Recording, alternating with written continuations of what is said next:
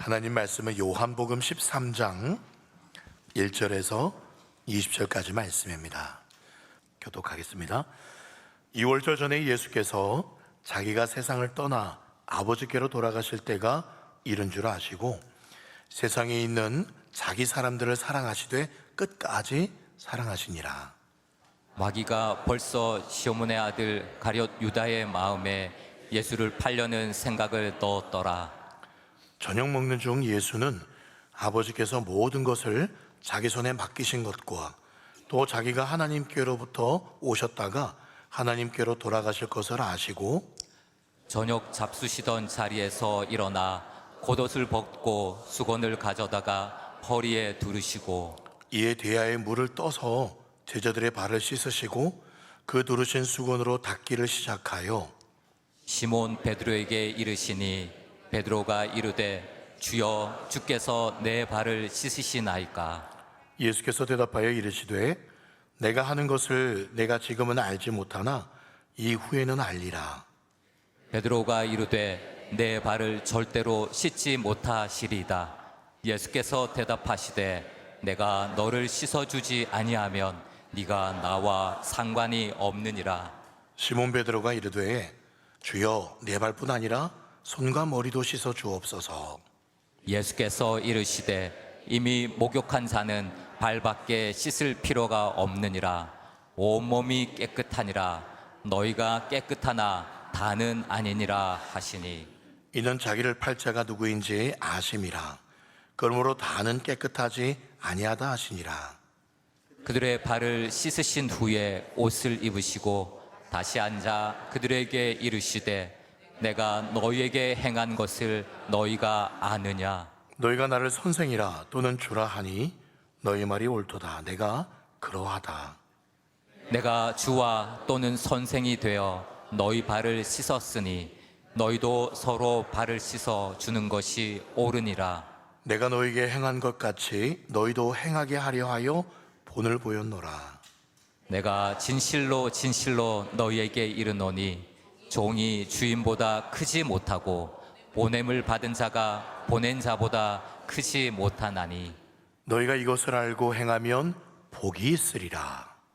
내가 너희 모두를 가리켜 말하는 것이 아니니라. 나는 내가 택한 자들이 누구인지 알미라.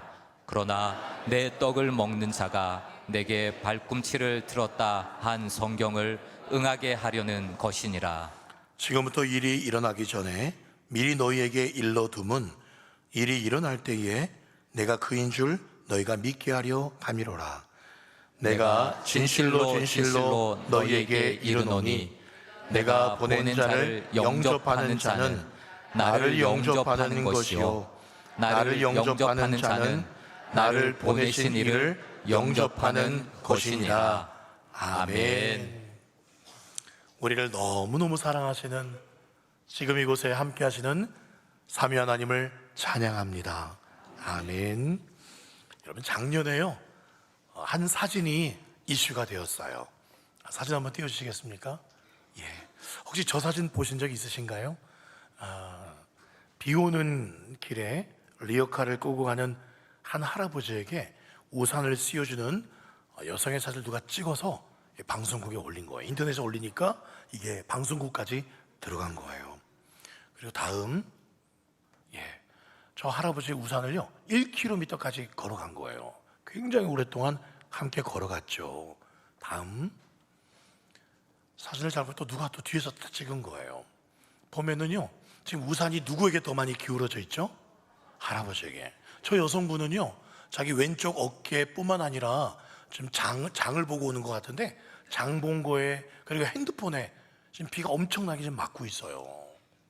핸드폰도 비싼 걸 건데 또 장본고에 비가 다 들어가면 어떻게 해요? 그런데 자기 어깨도 자기는 거의 다 맞고 있어요. 할아버지를 씌워주고 있죠. 그런데 한 방송사에서요 이 할아버지를 만나게 됩니다. 그리고 이 할아버지가 인터뷰를 하는데 알고 봤더니 이 여성분이 우산만 씌워준 게 아니었어요. 다음, 그 여성분이 이 할아버지 보고 잠깐 기다려고 해서 어느 마트로 가서 돈을 뽑아왔대요. 그리고 다음, 이 할아버지가 3만 원을 지어주시더래요. 그 제가 보이시나요? 예, 3번을 지워주시고 그 돈 가지고 저 할아버지가 다음 맛있게 밥을 드셨다는 거죠. 다음 사진. 그런데 아직도 저 할아버지는 그 여성이 누군지를 모른다고 그렇게 말을 하고 있어요. 이 방송사에서요 수소문을 합니다. 결국 그렇게 우산 씌워준 여성의 남편하고 연락이 되게 됩니다. 그리고 남편과 문자로 주고받았는데 문자에 이런 내용이 있어요. 다음. 저의 아내가 부담스러워서 인터뷰를 거부했습니다. 사진 나오는 것도 제 아내가 부담스럽다네요. 아내가 그렇게 한 이유는 기독교 신앙이 있어서 해야 될 걸 당연히 했다고 그렇게 저희 집사람이 전해달라고 합니다 라고 남편이 그렇게 방송사에 저렇게 문자를 보냈어요. 한사코 인터뷰는 거절하겠다고. 저 글 보시면은요 제가 일부러 빨간 줄을 쳤어요. 해야 될 걸 당연히 했다는 거예요. 그게 무슨 신앙이라는 거예요? 그 기독교 신앙이라는 거예요. 여러분 이거 사진이 많이 올라갔어요. 인터넷에 어떤 데서 댓글이 이렇게 썼더라고요. 다음. 진짜 천사다 뭐 천사다 이런 글도 있었는데 한 분이 뭐라고 썼냐면 참 종교인인가. 종교인은 많이 봤는데 진짜 저 사람은 참 종교인이라는 거예요. 다시 말해 저분이 기독교인이라는 것까지 다 떴기 때문에 저 사람이 참 기독교인이구나 라고 댓글을 쓴 사람이 쓴 겁니다. 사랑하는 여러분, 여러분의 삶에서도 당연히 해야 될 일들을 하고 계십니까? 저는 이 여성분이요 제 이름을 여성이라 하지 않고 믿는 분이니까 제가 자매라고 호칭할게요. 이 자매님이 왜 그렇게 행동했을까 한번 생각을 해봤어요. 지나가는 수많은 사람들 중에 분명히 기독교인들이 또 있었을 거예요. 그런데 왜 이 여성만, 이 자매님만 그 할아버지에게 우산 씌워드렸을까? 사람들에게 인정받으려고 그랬을까? 요즘은 사람들이 야가서요 인정받으려고 쓰는 거 다 알아요. 아유 저 인정받아 저렇게 하는구나. 아유 뭐 누구는 못 씌워줘 이렇게 사람들이 뒤에서 욕하는 거 알기 때문에 그래서 그런 거 듣기 싫어서 잘 안 씌워주잖아요. 그런 것 때문에 한 건 아닐 거예요. 그러면 이 여성이 왜 이렇게 씌워줬을까? 혹시 고향에 계신 자기 아버지가 생각이 나서 이렇게 씌워준 걸까? 그런 생각도 해봤어요. 아니면 혹시 이 자매님이 이 할아버지를 예수님으로 바라본 게 아닐까? 그런 생각을 해봤습니다. 그리고 이런 결론을 제가 내려봤어요. 이 자매님은 정말로 예수님과 동행하는 자매님이구나. 이 자매님은 정말 예수님을 닮은 사람이구나. 그런 생각을 해봤습니다. 그럼 여기서 여러분들께 한 가지 여쭤볼까요? 이 자매님이 이 정도였다면 이 자매님이 닮은 예수님은 도대체 예수님은 어떤 분이라는 말일까요? 마가복음 10장 45절 말씀 같이 읽어볼까요? 시작. 인자가 온 것은 섬김을 받으려 함이 아니라 도리어 섬기려 하고 자기 목숨을 많은 사람의 대속물로 주려 함이니라. 만약에 저 자리에 예수님이 계셨다면 예수님은 우산 씌워주는 섬김 정도가 아니라 3만 원 주는 섬김 정도가 아니라 저 할아버지를 위해서 목숨까지 내어주시는 예수님이라는 겁니다. 이것을 그 예수님의 마음을 단적으로 잘 보여주는 장면이 오늘 예수님께서 제자들의 발을 씻겨주는 장면입니다. 그동안 고난주간, 부활주간 또 공동회에 앞두고 다른 본문으로 갔다가 우리 지난번에 요한복음 12장까지 했고 이어서 오늘 13장 말씀을 살펴볼 차례입니다. 1절 말씀 볼까요? 유월절 전에 예수께서 자기가 세상을 떠나 아버지께로 돌아가실 때가 이른 줄 아셨어요. 그래서 어떻게 하셨다고요? 이어지는 말씀, 세상에 있는 자기 사람들을 사랑하시되 어떻게 사랑하셨습니까? 끝까지 사랑하셨어요. 여러분 저기에 나오는 자기 사람은 누구를 말하는 걸까요? 지금 예수님을 따르고 있는 제자들을 의미합니다. 그런데 지금 예수님 앞에 있는 이 제자들의 면면이 어떻습니까? 지금 성찬식 중이었어요. 그런데 이 성찬식이 끝나면 곧 베드로는 예수를 모른다고 3번 저주하면서 부인할 겁니다. 제자들 다 도망갈 거예요. 그리고 중에 한 명은 예수님을 은30에 팔아버릴 유다도 지금 예수님 앞에 앉아 있습니다. 그런데 예수님은 이 제자들 모두를 발을 다 씻어주십니다. 바로 그게요, 오늘 1절 끝에 나왔던 끝까지 사랑하시느니라 라는 증거예요. 여러분, 끝까지 사랑하신다, 그 말은요, 예수님이 죽을 때까지 사랑하신다, 죽기까지 사랑하신다, 그런 뜻이에요. 그래서 우리는 끝까지 사랑하시는 주님을 이렇게 찬송 부르잖아요. 영원히 변치 않는 사랑 성도여 찬양하세. 주님의 사랑은 영원히 변치 않은 끝까지 가는 사랑인 줄 믿으시기 바랍니다. 그런데 예수님께서 지금 제자들의 발을 씻기는데 뭐 하다가 지금 발을 씻기는 거죠? 뭐 하고 있었어요? 성찬식 초회 만찬 중이었습니다. 아니, 성찬식 떡과 포도주를 잘 나눠주시고 또 그렇게 또 남은 음식 같이 먹고 있다가 갑자기 예수님 벌떡 일어나셨어요. 그리고는 제자들의 발을 씻겨주고 있습니다. 갑자기 왜 그러셨을까요? 이 발을 씻는 걸 세족식이라고 하는데, 예수님이 세족식 하신 장면은 요한복음에만 기록되어 있습니다. 그런데 왜 세족식을 하게 된 그 동기가 누가복음에 나와요. 누가복음 22장 20절, 저녁 먹은 후에 잔도 그와 같이 하여 이르시되 이 잔은 내 피로 세운 새 언약이니 너희를 위하여 붓는 것이라, 이렇게 말씀하시고 24절에 보면은요, 또 그들 사이에 그중 누가 크냐, 제자들 사이에 다툼이 난 거예요. 이 성찬식 중에 이제 예수님의 왕국이 곧 임할 것 같다. 그럼 예수님 왕국이 임하면 누가 제일 높은 자리에 앉지? 지금 그렇게 지금 제자들끼리 성찬식 중에 다투고 있었다는 거예요. 이 제자들은요, 성찬의 그 크신 은혜를 받아놓고는 서로 누가 큰지 다투고 있어요. 은혜가 떠나갈 판입니다. 여러분, 어느 교회예요, 그 교회는 특별히 주차장에 은혜가 많이 쌓이는 그런 교회가 있다 그래요. 이유가 뭐냐 제가 살펴보니까요, 주차 봉사하는 분들이 사랑이 많아서, 그래서 그 주차장이 은혜가 수북히 쌓이는 게 아니라요, 예배 잘 드리고 은혜 많이 받고 성도들이 나가면서 자기 차를 딱 보니까 그 앞에 누가 다른 차가 가로막고 있는 거예요.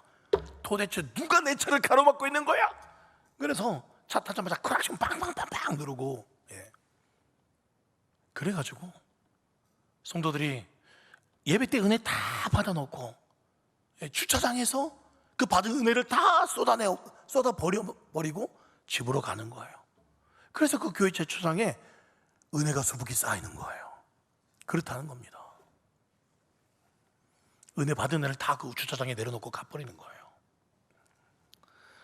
이런 교회도 있어요. 그 교회에 탁구대가 있었대요. 그런데 그 교회 한 60대 한 집사님이 또 동네에서 제일 탁구를 잘 치시고, 아주 아마추어지만 거의 준프로 같은 그런 실력을 가지고 있어서 교회에서 탁구대 할 때마다 그 집사님이 우승을 하는 거예요. 그런데 이번에도 탁구대가 열렸는데, 근데 이분이 이르전에 떨어졌다는, 탈락했다는 소문이 들렸어요. 그래서 저희 그 기관의 집사님들이 아니 집사님이 떨어지다니 이게 어떻게 된 겁니까? 라고 물었더니 이 집사님이 이렇게 말을 해요. 1회전 상대 선수가 젊은 남자 집사님이었대요. 그런데 이날 자기 그 어린 두 아들을 데리고 왔는데, 그 두 아들이 얼마나 응을 열심히 하는데 이 잘 치는 60대 이 집사님이 그렇게 멋지게 드라이브하고 막 점수를 따면 그 남자 집사 그 두 아들이 막 울더래요. 그런데 자기 아빠가 한 점을 따면 그렇게 기뻐하면서 환호성을 치더라는 거예요. 그 모습을 보는 순간 이 잘 치는 남자 집사님이 그래, 내가 이기지 말고 져야겠다, 그런 마음이 들어가지고, 그래서 일부러 이렇게 막 그냥 못 친 게 아니라 아깝게 이렇게 예, 그 고수들은 그렇게 칠 줄 알거든요. 아깝게 져주는 것처럼 그렇게 져준 거예요. 그 아이들이 눈치 못 채고 상대편 집사님 눈치 못 채게. 그랬더니 그 다른 기관분들이 아이고 그 어떡하냐, 그 서운해서 어떡하냐 했더니 이 집사님이 이렇게 말했대요.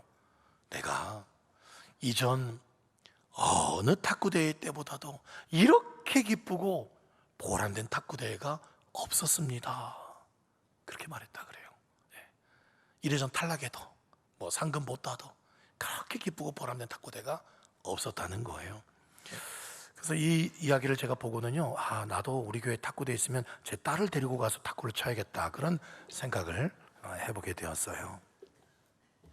사랑하는 여러분, 우리 교회는 어떤 교회인가요?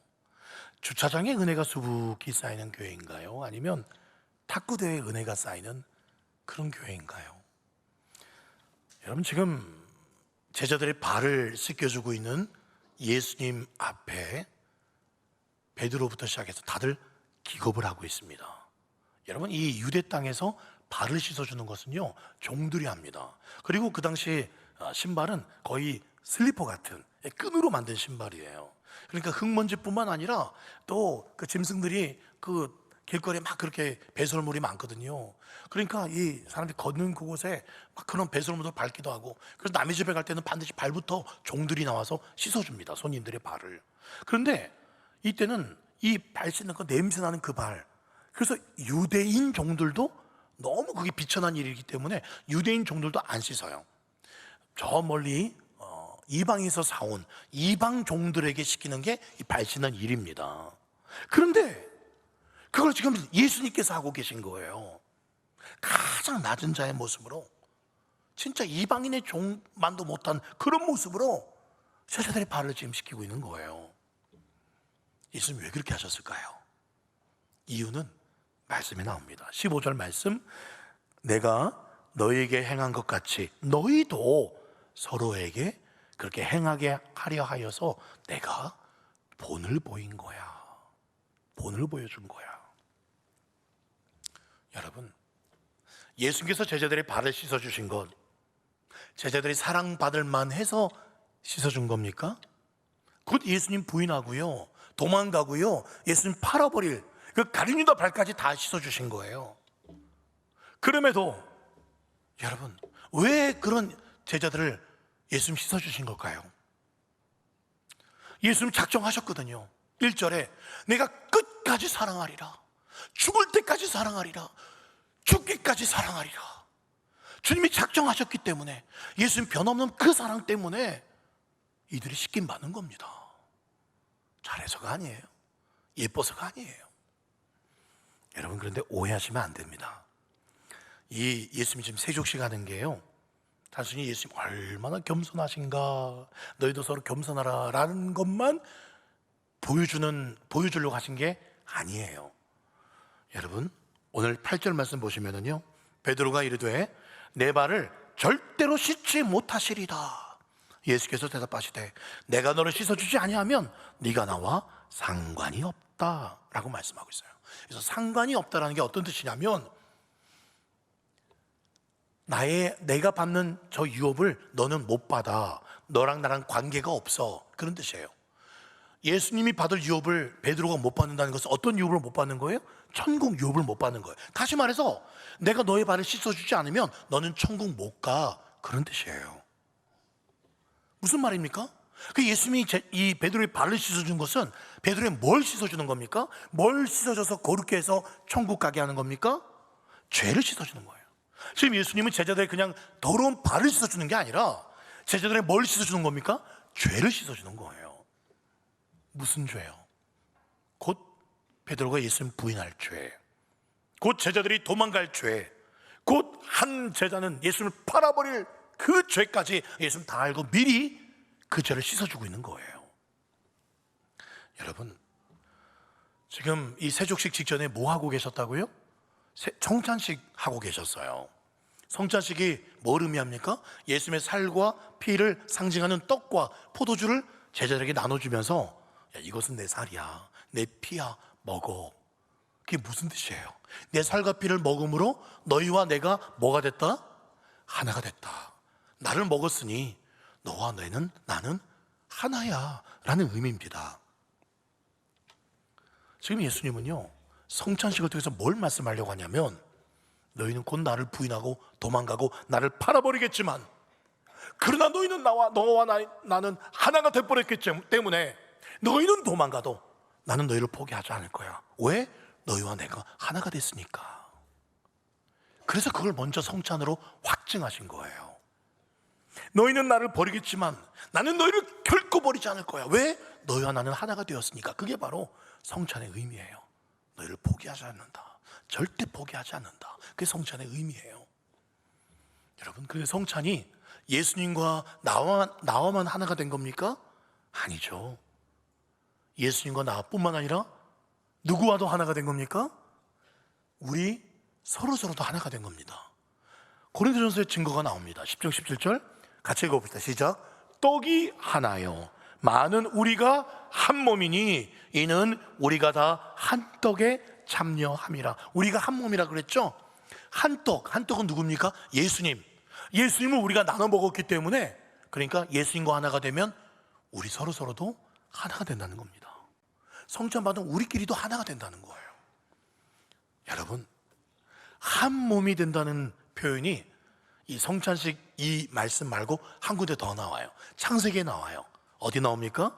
창세기 2장 24절. 이러므로 남자가 부모를 떠나 그의 아내와 합하여 둘이 한 몸을 이룰지로다. 그래서 성경에서 한 몸이라는 표현은 부부가 하나가 된다 할 때와 우리 예수님과 우리가 한 몸, 그리고 성도들과 우리가 한 몸, 이때만 설명하고 있습니다. 어제도 제가 결혼식 때 축복 기도를 해주었어요. 그리고 이전에도 주례를 몇 번 해주면서 제가 그런 얘기를 했더랬습니다. 남편과 아내가 한 몸이라는 것은, 그것은 뭘 의미하냐면, 이제 한 몸이 되었으니까 남편의 허물이 아내의 허물이 되고 아내의 잘못이 남편의 잘못이 되는 거예요. 그걸 받아들이는 게 한 몸이에요. 마찬가지예요. 한 몸이 된 우리 교인들도 똑같은 관계입니다.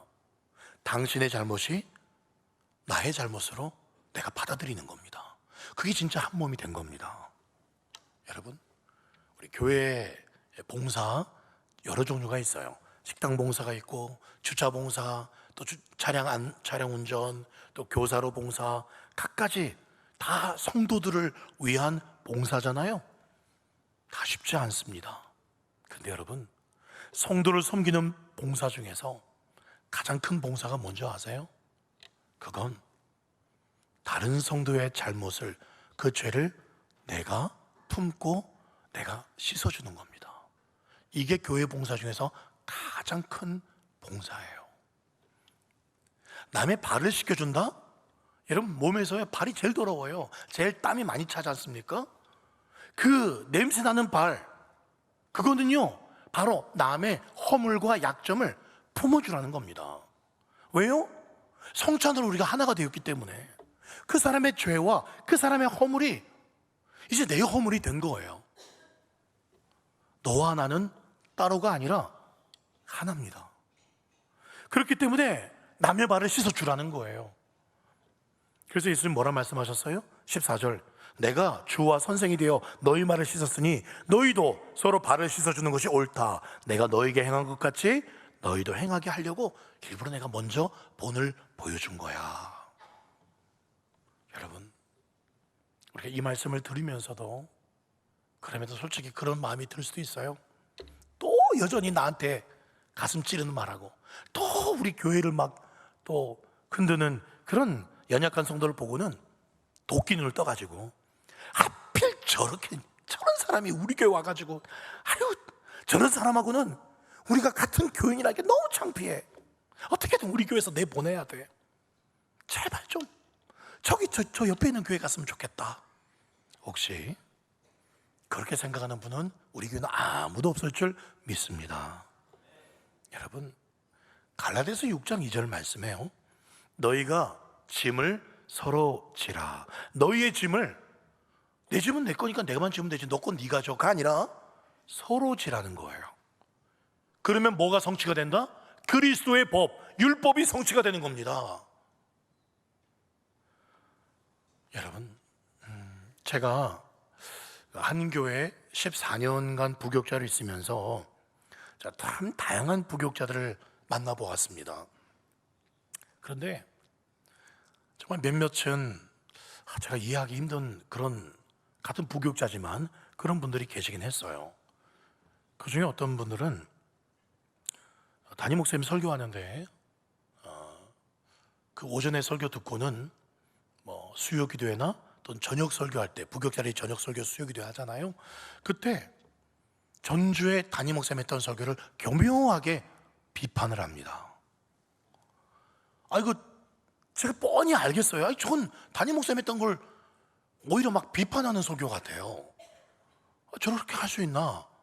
제가 너무 화가 났어요. 또 제가 선임이었기 때문에 그 목사님께 제가 따로 이렇게 말씀을 드렸어요. 여러분 이해하고 들으십시오. 그 목사님과 저는 오랜 동안 같이 시간을 보냈기 때문에 거의 아버지와 아들 같은 그런 영적인 관계였어요.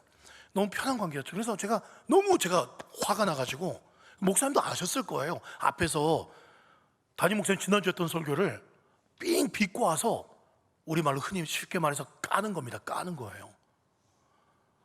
그래서 제가 목사님께 그랬어요. 목사님 따로만은 목사님 지난주 어제 수요기도 설교 들으셨죠? 저를 우짤까요? 제가 한따까리 할까요? 예, 제가 그렇게 말씀을 드렸어요. 그럼 담임 목사님 뭐라 그러시냐면, 제가 원로 목사님 되셨는데 그럼 목사님 이렇게 말씀하세요. 놔두세요. 주님이 다 하십니다. 주님이 알아서 하십니다. 그러면서 그렇게 한 부교육자를 긍휼히 여기더라고요. 불쌍하다. 긍휼히 여기시더라고요. 그러면서 그 교회는 어떤 프로그램 중에 또 세족식을 하는 프로그램이 1년에 한 2번씩 있었어요. 세족식 날 그렇게 목사님을 은근히 이렇게 깠던 그 부교육자 발을 정성껏 씻어주시는 거예요. 한 번은요, 그 담임 목사님이 휴가를 가시고 제가 낮 설교를 하고 그 부교육자님이 이제 밤 설교를 하셨어요. 그 낮에 제가 나름대로 열심히 막 준비해가지고 막 그렇게 설교를 하고 나갈 때 성도님 정말 은혜 많이 받았다 많이 그러시더라고요. 이제 저녁 시간이 되었어요. 그 부목사님이 이제 설교를 하는데 본문은 다른 본문이에요. 당연히 다른 본문이겠죠. 제가 오전에 했던 것과. 근데 다른 본문 설교하면서 이렇게 설교하는 거예요. 설교 중간에 갑자기, 여러분, 낮에 그 본문은 그런 뜻이 아닙니다.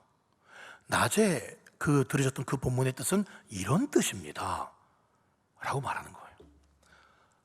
제가 앉아 있는데 띠용 하더라고요. 네. 이게 좀 무슨 소리 하나 지금? 네. 그래서 제가 순간 얼었어요. 얼어붙었습니다. 그러니까 제가 낮에 했던 설교가 잘못됐다는 거예요. 해석도 잘못됐고 모두 잘못됐다는 거예요.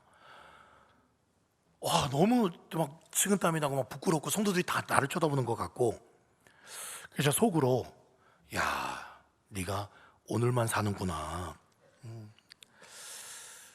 그 참 늘 나갈 준비한 건 알고 있었지만, 그래도 물론 이제 담임 목사님 설교도 그렇게 이렇게 은근히 꼬아서 이렇게 비판하는데, 같은 부목사쯤이야 직접적으로 낮에 그 설교는 그런 뜻이 아닙니다.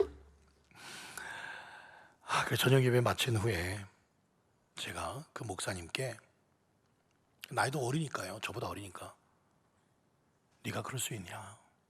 내 설교가 마음에 안 들었으면, 뭐가 잘못됐으면 나중에 따로 그냥 공개적으로 말할 게 아니라 내가 선임이니까 나한테 와서 목사님 그거는 이런 뜻이 아닌 것 같아요. 따로 내게 말해주면 되지.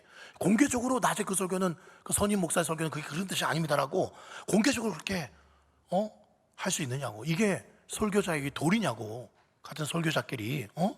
제가 엄청 화나 그렇게 따지려다가 참았어요. 참았습니다. 담임 목사님께서 주님께 맡기듯이 저도 그냥 참았어요. 그제서야 제가 담임 목사의 마음을 알겠더라고요. 저도 주님께 맡기고 그 설교 끝나자마자 막 정말 얼굴이 저도 화끈거렸죠. 돌아와서, 근데 그 친구가 저 얼굴을 못 보더라고요. 당연하겠죠. 근데 웃으면서 제가 뭐랬냐면, 은혜로운 설교 잘 들었다고, 그렇게 한마디 했어요. 제 속으로는 그랬어요. 주님, 제가 달게 듣겠습니다. 제가 낮에 설교 열심히 해서 성도들이 은혜 받았다고 막 그렇게 하니까 제가 너무 자고 하니까 제가 너무 교만할까 봐 이 친구를 통해서 이렇게 저를 낮추시는군요. 좀 감사합니다. 그렇게 받아들였어요. 그 이후에도 제가 그 친구랑 잘 지내고 또 밥도 사주고 잘 놀다가 또 그렇게 거기는 또 다른 교회, 전 또 이 교회에 담임을 오게 되었습니다. 그렇게 참 저도 제가 잘난 줄 알았어요. 야, 조성진 그것도 참아내고, 야, 그걸 또 이렇게 화내지 않고 잘 넘어가고. 아직까지도 한 번도 제가 그 이후에도 그 친구를 이렇게 어디서 만나기도 하고 그래요. 제가 설교에서 처음 이야기하는 겁니다. 혹시 그 친구가 지금 이 유튜브 설교를 들게 되면은 제 마음을 처음 듣게 되는 겁니다. 예. 그렇게 저도 제가 참 나름대로 좋은, 성격 좋네, 그렇게 제가 잘난 줄 알았거든요. 그런데요, 그게 아니었어요. 제가 이 갈릴리 교회 청빙이 확정이 되고 한 분이 제게 전화를 해주셨어요. 전화를 해주셔서 여러분 보통 새롭게 이제 젊은 목사 청빙에서 오면은요, 대부분 그럴 거예요. 또 신임 담임 목사로서 자신의 능력을 증명하려고 정말 최선을 다해서 이것저것 시도하고, 보통 교회도 그래요. 야, 그래, 얼마나 잘하는지 보자. 우리가 뽑아줬는데 한번 보자. 얼마나 열심히 잘하나, 설교도 잘하나. 보통 그런 교회들도 많을 거예요. 저도 이제 그런 긴장감에 정말 잘해야 될 텐데, 내가 잘해야 될 텐데, 막 그런 긴장감이 있었어요. 그런데 자, 청빙이 확정되고 한 분이 전화 오셔서 뭐라 그러셨냐면 이렇게 말씀해 주셨어요. 목사님, 김진성 목사님께서 이렇게 훌륭하게 되신 것은 원래도 훌륭하신 분이셨는데 우리 갈릴리 교회가, 우리 김진성 목사님 34살에 오셔가지고, 그때 그분도 참 젊으셨는데 우리 갈릴리 교회가 우리 김진성 목사님을 잘 섬겨드려서 이렇게 더 훌륭한 목사님이 되셨습니다. 그러면서 그래요. 조성진 목사님도 사람인지라 장점도 많으시겠고 훌륭하시겠고, 물론 인간이니까 단점도 있겠지요. 그런데 우리가 잘 섬겨드리겠습니다. 그래서 더 훌륭한 목사님 되도록, 그렇게 변화되도록 저희가 잘 섬기겠습니다. 그렇게 전화로 말씀하시는데 눈물이 그냥 막 쏟아졌어요. 제가 이런 교회가 있나, 이런 교회가 있나. 보통 얼마나 잘하나 한번 해봐 이렇게 지켜보는데 그게 아니에요. 이미 연약한 걸 알기 때문에, 담임을 처음 해보니까 또 젊으니까 연약하고 실수한 걸 알기 때문에 오히려 그렇게 말씀해 주셨는데요. 그때 그렇게 전화해 주신 분이 당시 청빙위원장이라는 분이셨는데 제가 이름은 기억이 나질 않습니다. 누구시죠? 하여튼 평생 잊을 수 없는 고마운 말씀이었어요.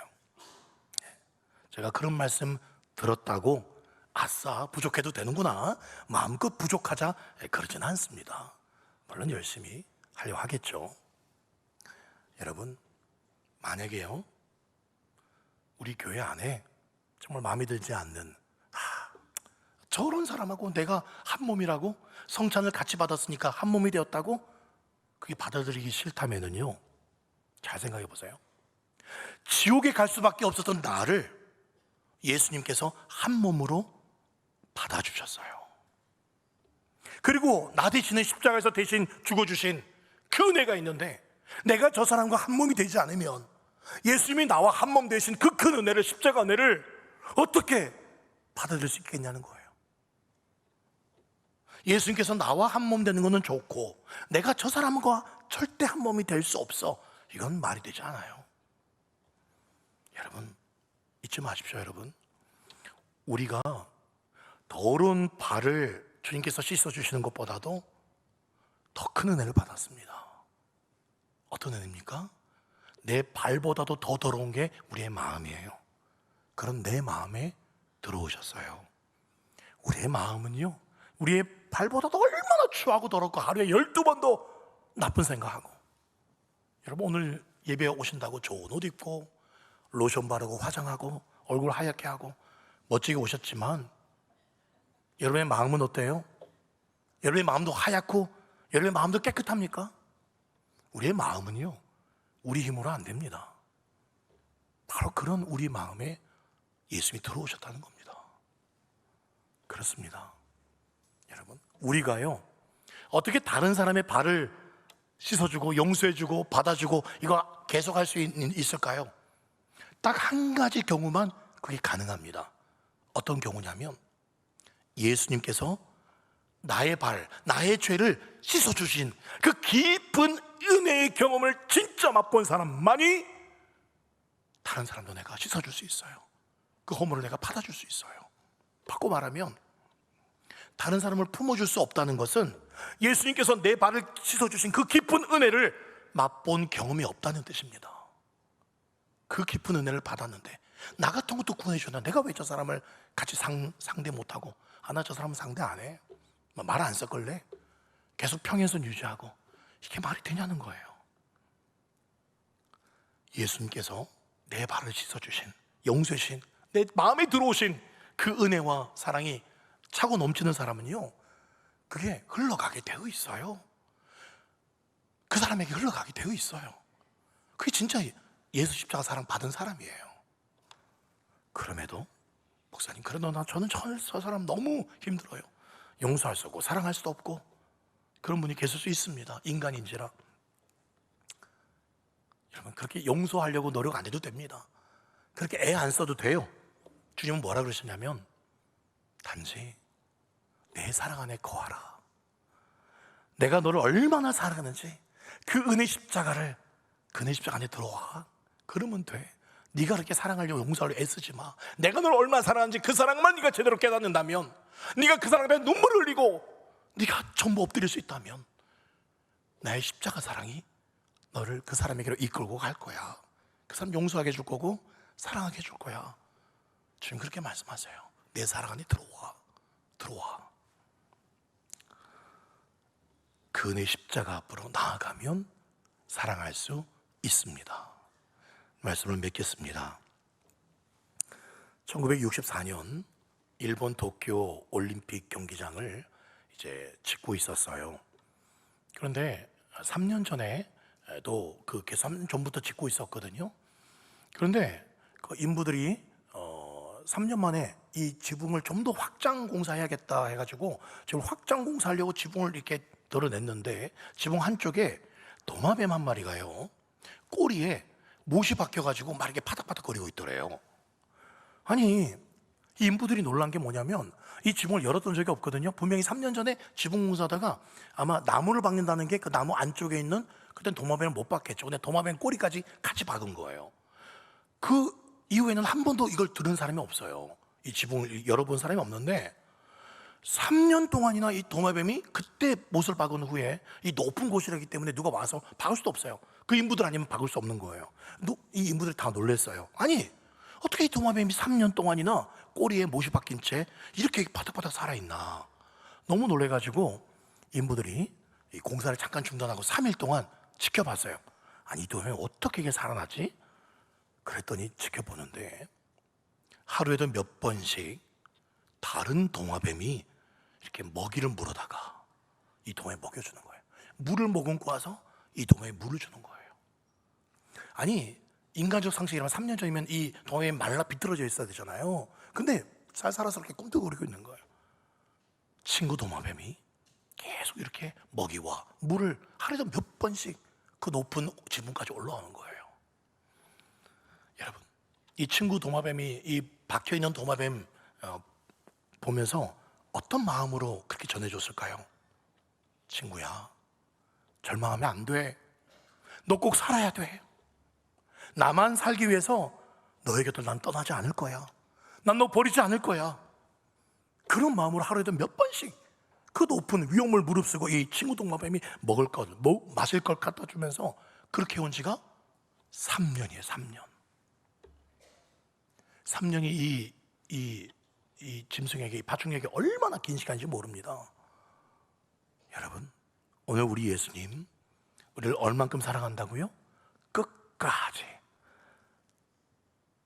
죽을 때까지, 죽기까지 사랑하신 그 사랑, 우리도 그 예수님이 사랑받은 사람이라면 우리 옆에 있는 성도님들, 멀쩡하게 잘 지내고 있는 것 같지만 여전히 마음을 열어주지 않는 남편과 아내의 관계 속에,